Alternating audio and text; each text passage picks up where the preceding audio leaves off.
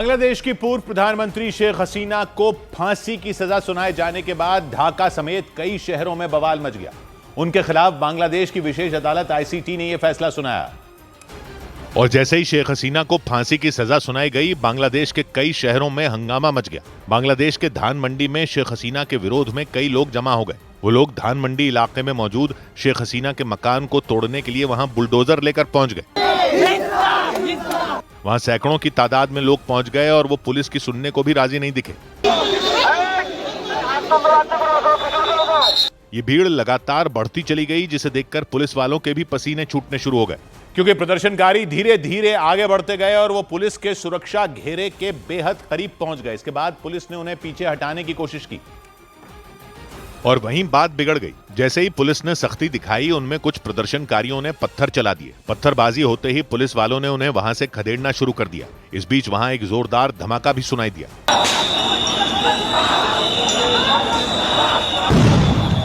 इस धमाके के बाद वहां अफरा तफरी मच गई। पुलिस वालों ने प्रदर्शनकारियों की तरफ से फेंके पत्थर उन्हीं की तरफ दोबारा उछाल दिए। पुलिस के इस एक्शन से वहां जमा लोग पीछे तो हट गए, लेकिन कुछ देर में वो दोबारा आगे की तरफ बढ़ना शुरू हो गए।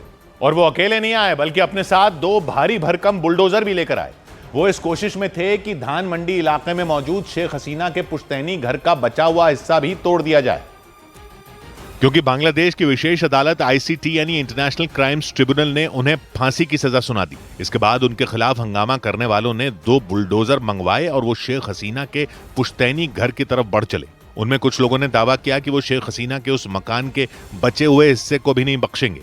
इससे पहले जब बांग्लादेश में शेख हसीना के खिलाफ हिंसक प्रदर्शन हुए थे, तब भी उस मकान में तोड़फोड़ की गई थी। धान मंडी इलाके में सैकड़ों लोग शेख हसीना के खिलाफ लामबंद दिखे और वो पूरे गुस्से के साथ धान मंडी इलाके में मौजूद शेख हसीना के पुश्तैनी घर की तरफ बढ़ते गए।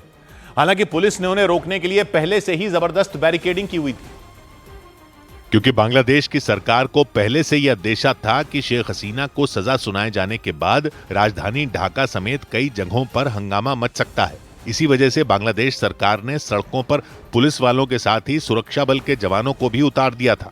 उन्हें मजबूत शील्ड दी गई थी ताकि पत्थरबाजी होने पर वो अपनी सुरक्षा कर सकें।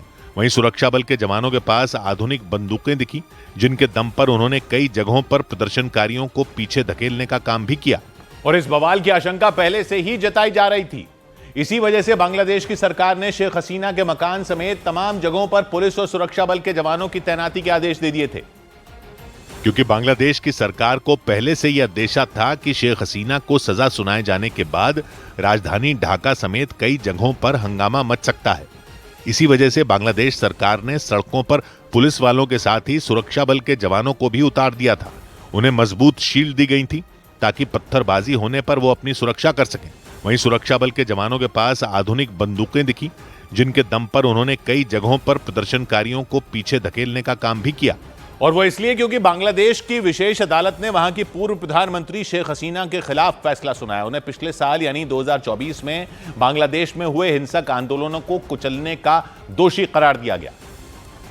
और बांग्लादेश में हिंसक मामलों की सुनवाई करने वाले आईसीटी यानी इंटरनेशनल क्राइम्स ट्रिब्यूनल ने उन्हें फांसी की सजा सुनाई। शेख हसीना पर यह आरोप लगे कि उन्होंने पिछले साल जुलाई और अगस्त के बीच बांग्लादेश में हुए हिंसक आंदोलन को शांत करने के बजाय उसे और भड़काने का काम किया। उन पर यह आरोप लगे कि उन्होंने भड़काऊ बयानबाजी की, जिससे वो छात्र आंदोलन हिंसक आंदोलन में बदल गया था। विशेष अदालत ने इसके लिए शेख हसीना समेत उनकी सरकार के गृह मंत्री और ढाका के आईजीपी को भी दोषी माना, क्योंकि बांग्लादेश में शेख हसीना पर बेहद गंभीर आरोप लगाए गए।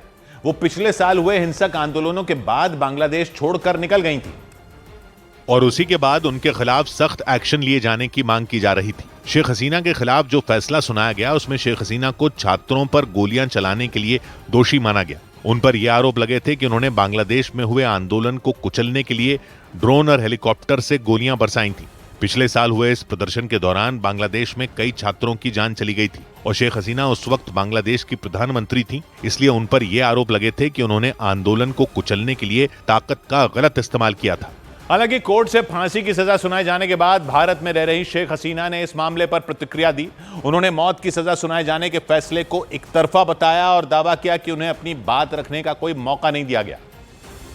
और इतना ही नहीं, बांग्लादेश की पूर्व प्रधानमंत्री शेख हसीना ने उन्हें मौत की सजा सुनाने वाली विशेष अदालत आईसीटी यानी इंटरनेशनल क्राइम्स ट्रिब्यूनल को फर्जी अदालत तक कह दिया। शेख हसीना ने अंतर्राष्ट्रीय स्तर की निष्पक्ष कोर्ट में अपने ऊपर लगे सभी आरोपों का सामना करने की बात कही। शेख हसीना ने आरोप लगाया कि आईसीटी ने उनकी पार्टी आवामी लीग को कमजोर करने के लिए एक तरफा और झूठा फैसला सुनाया। यानी शेख हसीना ने आईसीटी के फैसले को मानने से साफ इनकार कर दिया और बांग्लादेश की मौजूदा अंतरिम सरकार पर गुस्सा निकाला। उन्होंने मोहम्मद यूनुस सरकार पर गंभीर आरोप लगाए। हालांकि बांग्लादेश हिंसा मामले में मौत की सजा सुनाए जाने के बाद भी शेख हसीना के पास बचने के कई रास्ते मौजूद हैं जो उन्हें फांसी के फंदे से बचा सकते हैं। बांग्लादेश में मृत्यु दंड की सजा पाने के बाद हाई कोर्ट में डेथ रेफरेंस के जरिए सजा की पुष्टि होती है। फांसी के फैसले पर विचार करने की अपील की जाए तो कोर्ट फिर से फांसी के फैसले पर विचार कर सकती है। लेकिन इसके लिए एक बड़ी शर्त यह है कि फांसी की सजा सुनाए जाने के 1 महीने के अंदर ही कोर्ट में आत्मसमर्पण करके याचिका दायर करनी होती है। यानी शेख हसीना को 1 महीने के अंदर खुद कोर्ट जाकर याचिका देनी होगी। 30 दिन के अंदर ऐसा नहीं करने पर अपील का कानूनी अधिकार भी खत्म हो जाएगा। लेकिन इस वक्त शेख हसीना बांग्लादेश नहीं बल्कि भारत में है। बांग्लादेश की सत्ता छीनने के बाद शेख हसीना ने भारत में शरण ले ली थी। बांग्लादेश में उनके खिलाफ विद्रोह की आग इस कदर बढ़ चुकी थी कि उन्हें रातों रात बांग्लादेश छोड़ना पड़ा था और वो ढाका से निकलकर भारत आ गई थी। शेख हसीना ने भारत सरकार से शरण देने की मांग की थी और तब से वो भारत में ही है। इसी वजह से बांग्लादेश के विदेश मंत्रालय ने भारत सरकार से शेख हसीना को सौंपने की मांग की और बांग्लादेश के विदेश मंत्रालय ने दलील दी कि उनके देश में शेख हसीना को मानवता के खिलाफ अपराध का दोषी पाया गया। बांग्लादेश ने भारत को प्रत्यर्पण संधि की याद भी दिलाई और ये दावा किया कि शेख हसीना को बांग्लादेश को सौंपना भारत का कर्तव्य है। और बांग्लादेश की इस मांग के बाद भारत ने भी आधिकारिक तौर पर बयान जारी किया। भारतीय विदेश मंत्रालय ने बांग्लादेश में शेख हसीना पर मचे इस बवाल के मुद्दे पर अपना पक्ष रखा और यह साफ किया कि भारत ने बांग्लादेश में वहां की पूर्व प्रधानमंत्री शेख हसीना के खिलाफ सुनाए गए फैसले पर ध्यान दिया है। बांग्लादेश के विदेश मंत्रालय की अपील के बाद भारत ने भरोसा दिया कि वो पड़ोसी देश होने के नाते बांग्लादेश के लोगों के हितों की रक्षा से पीछे नहीं हटेगा। भारतीय विदेश मंत्रालय ने बांग्लादेश को यह वादा भी किया कि वो बांग्लादेश में शांति और लोकतंत्र बनाए रखने में हर मुमकिन मदद के लिए तैयार रहेगा। हालांकि इस फैसले से पहले शेख हसीना के अलावा उनके बेटे ने भी आशंका जताई थी कि बांग्लादेश की अदालत उनकी मां को फांसी की सजा सुना सकती है। मतलब न सिर्फ शेख हसीना बल्कि उनके बेटे भी इसके लिए पहले से तैयार थे। उन्होंने बांग्लादेश की विशेष अदालत का फैसला आने से पहले ही कुछ विदेशी चैनलों के सामने ये आशंका जताई थी कि उनकी मां को फांसी की सजा सुनाई जा सकती है। इसके अलावा उन्होंने ये आशंका भी जताई थी कि बांग्लादेश की सरकार कोर्ट पर दबाव बनाकर उनकी पार्टी अवामी लीग पर भी बैन लगवा सकती है।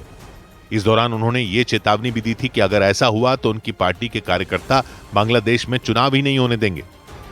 सौबात की एक बात यह कि बांग्लादेश की पूर्व प्रधानमंत्री शेख हसीना को जिस अदालत ने फांसी की सजा सुनाई उसके बारे में बांग्लादेश के बाहर की पब्लिक नहीं जानती कि वो खास अदालत उनके पिता के वक्त में उन लोगों को सजा देने के लिए बनाई गई थी जिन्होंने पाकिस्तान से बांग्लादेश को आजाद करवाने की लड़ाई में पाकिस्तान का साथ दिया था। और अब आरोप यह है कि उन्हीं ताकतों ने उसी अदालत के जरिए शेख मुजीब की बेटी को ही फांसी की सजा सुना दी। इंटरनेशनल क्राइम ट्रिब्यूनल नाम की इस खास अदालत ने यह फैसला दिया। शेख हसीना पर आरोप था कि उन्होंने 2024 में छात्रों के बड़े विरोध प्रदर्शनों को कुचलने के लिए अपनी सरकार के जरिए हिंसा का आदेश दिया था और इन प्रदर्शनों में संयुक्त राष्ट्र के मुताबिक 1400 से ज्यादा लोग मारे गए थे, ज्यादातर सुरक्षा बल की गोलीबारी से। और हसीना उस वक्त बांग्लादेश से भागकर भारत चली गई थी, आप सब जानते हैं। इसलिए यह मुकदमा उनकी गैर हाजिरी में चला और ये सब कानून वहां शेख हसीना के टाइम ही बने थे कि गैर हाजिरी में भी ये चल सकते हैं मुकदमे। लेकिन इस खबर और खबर में पाकिस्तान के एंगल को समझने के लिए इस सजा को सुनाने वाली इस अदालत की पूरी कहानी को समझना जरूरी है। ये तो सब जानते हैं, बांग्लादेश 1971 में पाकिस्तान से अलग होकर आजाद हुआ था। 1947 में भारत से अलग होकर जब पाकिस्तान बना था तो वो 2 टुकड़ों में था, एक वेस्ट पाकिस्तान, एक ईस्ट पाकिस्तान। वेस्ट पाकिस्तान वो था जो आज पाकिस्तान है, ईस्ट पाकिस्तान वो था जो आज बांग्लादेश है। तो 1971 में बांग्लादेश अलग हुआ। उस वक्त पाकिस्तानी सेना और उसके कुछ स्थानीय साथियों ने, वहां के साथियों ने लाखों बंगालियों पर जुल्म किए थे, हत्याएं हुई थी, बलात्कार हुए थे बड़े पैमाने पर, गांव के गांव जला डाले गए थे। तो जब बांग्लादेश बन गया तो अपराधों की सजा देने के लिए शेख मुजीबुर रहमान, जो बांग्लादेश के पहले नेता थे, बंगबंधु कहलाते थे, शेख हसीना के पिता थे, उन्होंने 1973 में इंटरनेशनल क्राइम्स ट्रिब्यूनल एक्ट, ये इंटरनेशनल क्राइम्स ट्रिब्यूनल कोई अंतर्राष्ट्रीय ट्रिब्यूनल उनका अपना है, उसका नाम है international crimes tribunal act, Bangladesh का है ये, एक कानून बनवाया उन्होंने। इस कानून के तहत ये ट्रिब्यूनल बनाया गया था, क्योंकि ये कहा गया कि क्योंकि वो जो 1971 में अलग होने की बात थी पाकिस्तान से, वो इंटरनेशनल क्राइम बताया गया, तो इसको इंटरनेशनल क्राइम्स ट्रिब्यूनल कहा गया। ये खास अदालत थी युद्ध अपराधों की सुनवाई करने के लिए, उस युद्ध की, यानी जिन लोगों ने पाकिस्तान का साथ देकर बंगालियों पर जुल्म किए थे, उनको सजा देने के लिए यह अदालत खास तौर पे बनाई गई थी। लेकिन 1975 में शेख मुजीबुर रहमान की ही हत्या कर दी गई और बाद के सालों में वहां मिलिट्री तानाशाही आई, मिलिट्री रूल आया और ट्रिब्यूनल को, इस वाले ट्रिब्यूनल को लोगों ने भुला दिया, क्योंकि वो जो मिलिट्री शासक आए वो उनमें से कई पाकिस्तान की तरफ सहानुभूति भी रखते थे। फिर 2009 में, 90 के दशक में भी हसीना प्रधानमंत्री बनी, लेकिन 2009 में हसीना दोबारा प्रधानमंत्री बनी, तब उन्होंने फिर वादा किया कि वो 1971 के अपराधियों को सजा दिलवाएंगी। ये वाला मुद्दा फिर से आ गया। उन्होंने पुराने कानून को फिर नया रूप दिया, जो कानून उनके पिता ने बनाया था उसको एक नया रूप दिया और इस ट्रिब्यूनल को, इंटरनेशनल क्राइम्स ट्रिब्यूनल आईसीटी को फिर से शुरू किया।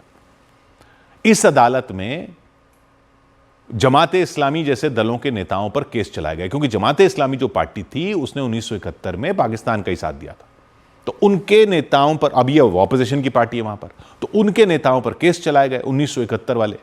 और 2013 में अब्दुल कादिर मोल्ला को फांसी दी गई, एक नेता जमाते इस्लामी के। 2016 में मोतियुर रहमान निजामी को, मीर कासिम अली को, इनको फांसी दी गई इस अदालत में। ऐसे ऐसे कानून हैं। ये लोग 1971 में पाकिस्तानी सेना के साथ बताए गए थे और पाकिस्तानी सेना ने हत्याएं की थी। ट्रिब्यूनल ने कई लोगों को दोषी ठहराया, लेकिन फिर दुनिया भर में इसकी आलोचना हुई। वो क्यों हुई आलोचना? क्योंकि कई संगठन जैसे amnesty International, Human Rights watch, ये जो अंतर्राष्ट्रीय मानवाधिकारों वाले संगठन है, इन्होंने कहा कि यह अदालत निष्पक्ष नहीं है, ये विपक्ष के नेताओं को सजा दी जा रही है, उनको टारगेट किया जा रहा है, मुकदमे तेजी से चल रहे हैं, फास्ट ट्रैक कोर्ट की तरह, आरोपी को बचाव का मौका कम मिलने के आरोप लगे और सबूतों पर सवाल उठते थे। एक बार 2011 में ट्रिब्यूनल का एक ईमेल हैक हो गया। उसमें दिखा कि जजों और जो प्रोसिक्यूटर थे उनके बीच उसमें गुप्त बातें होती थी, मतलब जज और वकील आपस में बात करते थे। ये सब ईमेल हैक हो गई तो एक जज ने इस्तीफा ही दे दिया था। फिर एक अखबार के संपादक महमूदुर रहमान को ट्रिब्यूनल की आलोचना करने पर गिरफ्तार कर लिया गया, यानी आरोप लगे कि हसीना सरकार ने इसका दुरुपयोग किया और विपक्षियों को चुप कराने के लिए इस ट्रिब्यूनल का इस्तेमाल किया। अंतर्राष्ट्रीय अदालतों के मानकों से यह अलग था, जैसे इसमें अपील का पूरा हक नहीं दिए जाने के आरोप लगे कि हक ही नहीं देते अपील करने का। लेकिन हसीना का कहना था कि 1971 में जो हुआ था उसमें इंसाफ करने के लिए यह सब जरूरी था, यह कानून इस तरह से बनाना जरूरी था। लेकिन अब विडंबना देखिए, जुलाई 2024 में छात्रों ने नौकरी कोटे के खिलाफ बड़ा आंदोलन किया। आंदोलन में फिर छात्रों के अलावा कई और भी गुट जुड़ गए थे। पिछले साल जो हुआ सबने देखा। फिर आरोप है कि हसीना सरकार ने गोली चलवाई, हेलीकॉप्टर से हमला किया, यह भी आरोप है, ड्रोन से हमला किया, यह आरोप है, सैकड़ों लोग मारे गए। आखिरकार आंदोलन इतना बड़ा हो गया था कि शेख हसीना को सत्ता छोड़कर भारत भागना पड़ा और नोबेल विजेता मोहम्मद यूनुस की अगुवाई वाली अंतरिम सरकार बन गई। अब इस सरकार ने उसी ट्रिब्यूनल को, उसी कानून को अब अपने हिसाब से बदल दिया फिर, और शेख हसीना पर ही 2024 की हिंसा के लिए मुकदमा चलाया गया। इसी ट्रिब्यूनल में जो 1971 वाले मामले देखता था, उसी ट्रिब्यूनल में शेख हसीना पर केस हो गया। यानी जिस अदालत को पाकिस्तान का साथ देने वालों को सजा देने के मकसद से ही बनाया गया था, जब पाकिस्तान की तरफ नर्म रुख रखने वालों की अपनी सरकार आ गई तो उसी अदालत में शेख हसीना पर ही केस चला दिया गया। ट्रिब्यूनल में कहा गया कि हसीना ने हत्याओं का आदेश दिया और नफरत भरे भाषण दिए। उनके दो सहयोगियों, पूर्व गृह मंत्री असदुज्जमा खां और पूर्व पुलिस प्रमुख चौधरी अब्दुल्ला अल मामून, उनको भी फांसी की सजा हो गई है। हसीना ने इसे फर्जी अदालत बताया है, बदले की कार्रवाई बताया है, लेकिन अदालत के इस फैसले के बाद बांग्लादेश में तनाव बढ़ रहा है। लोग सड़कों पर उतर आए। हसीना के पिता मुजीबुर रहमान के घर को तोड़ने की कोशिश की गई। सरकार ने भारत से हसीना को वापस देने की मांग की। कुल मिलाकर यह ट्रिब्यूनल जो न्याय के लिए बना था, इंसाफ के लिए बना था, आज राजनीति का हथियार ज्यादा लग रहा है। एक तरफ 1971 के जख्मों का बदला है, दूसरी तरफ सत्ता की लड़ाई है। लेकिन खुद हसीना के टाइम में ही इस अदालत को इतनी ताकत दे दी गई थी कि उसकी आलोचना करना भी बांग्लादेश में मुश्किल है।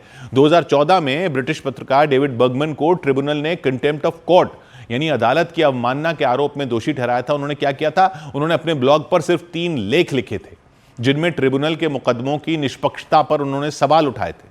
इन लेखों में उन्होंने 1971 के युद्ध में मारे गए लोगों की संख्या पर भी बहस छिड़ी थी कि यह संख्या ज्यादा बताई जा रही है। खैर, लेकिन ट्रिब्यूनल ने इसे झूठ फैलाना माना था। बर्गमैन को 2 साल की जेल की सजा सुना दी थी। इस हसीना के टाइम में हुआ था, शेख हसीना के टाइम में। Amnesty International, Human Rights Watch, International Commission of Jurists, ये जैसे विश्वसनीय मानवाधिकार संगठन जो है, उन्होंने उसकी तब कड़ी आलोचना की थी। 2012 में इकोनॉमिस्ट मैगजीन और ह्यूमन राइट्स वॉच के एक लेख पर भी ट्रिब्यूनल ने कंटेम्प्ट केस चला दिया था। लेकिन अब इतिहास फिर दोहरा रहा है इस साइड से। शेख हसीना पर केस चलाने पर भी उसी ह्यूमन राइट्स वॉच नाम के संगठन ने अभी अक्टूबर 2024 में अंतरिम सरकार से अपील की कि ये जो आईसीटी एक्ट है, इंटरनेशनल क्राइम्स ट्रिब्यूनल एक्ट है, इसमें सुधार करो ताकि मुकदमे अंतर्राष्ट्रीय मानकों पर चलें। अब वो मानवाधिकार संगठन शेख हसीना की तरफ से बोल रहे हैं।